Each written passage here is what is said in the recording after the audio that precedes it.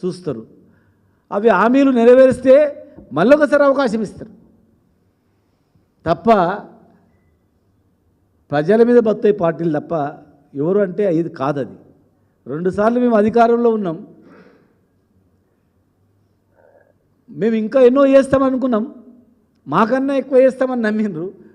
ప్రజలు అధికారం ఇచ్చారు. అధికారంలోకి వచ్చిన పార్టీ హామీలు నెరవేర్చడం దృష్టి పెడితే బాగుంటుంది. మళ్ళీ అధికారంలో అవకాశం ఉంటుంది.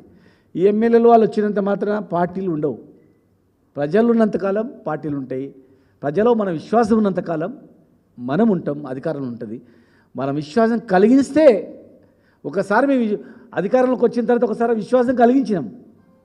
కానీ అంతకన్నా ఎక్కువ ఆశ చూపడానికి ఎవరైనా పోతారు కదా ప్రజలు. ఇప్పుడు ఏం చేస్తున్నారు ప్రజలు ఆలోచన చేయండి. ఆ విశ్వాసం కొనసాగుతుందా? ఆ తర్వాత ఎలక్షన్లు మీరు బేరీజ్ చేసుకోండి, పార్లమెంట్ ఎలక్షన్లు బేరీజ్ చేసుకోండి. ఇంకా రేపు రాబోయే స్థానిక సంస్థల ఎలక్షన్స్ ఉన్నాయా, అది కూడా చూడండి.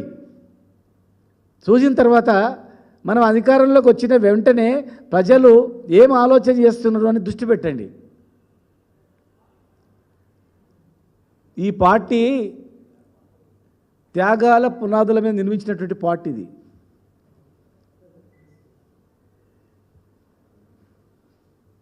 పుట్టినప్పుడు 2001 నుంచి తెలంగాణ వచ్చేంత వరకు ఈ భారతదేశంలో ఇన్నిసార్లు రాజీనామా చేసినటువంటి పార్టీ ఈ దేశంలో ఏ పార్టీ అయినా ఉందా? చూడండి, ఉంటే మీడియాకి చెప్పండి. ఈ భారతదేశంలో ఇన్నిసార్లు రాజీనామా చేసిన పార్టీ 2001లో పార్టీ పుట్టి 2004లో 16 మంది ఎమ్మెల్యేలని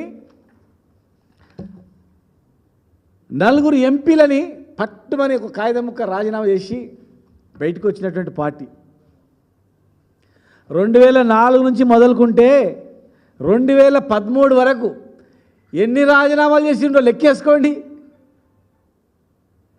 ఎన్నిసార్లు రాజీనామా చేసిండ్రు ఎమ్మెల్యేలుగా, ఎన్నిసార్లు ఎంపీగా రాజీనామా చేసిండ్రు.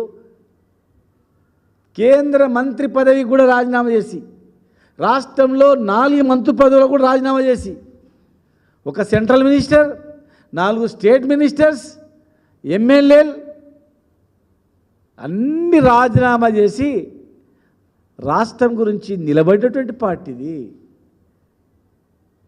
ఇండియాలో ఒక్కడ చూపించండి దేశంలో. ఇవాళ చాలామంది మాట్లాడతారు ఎంపీల మీ సీట్లు ఎన్ని వచ్చినాయని.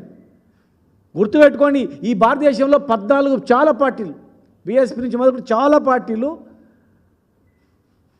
ఈ ఎలక్షన్ నడిచింది మోడీ అగెనెస్ట్ రెండే, అటు ఎన్డీఏనా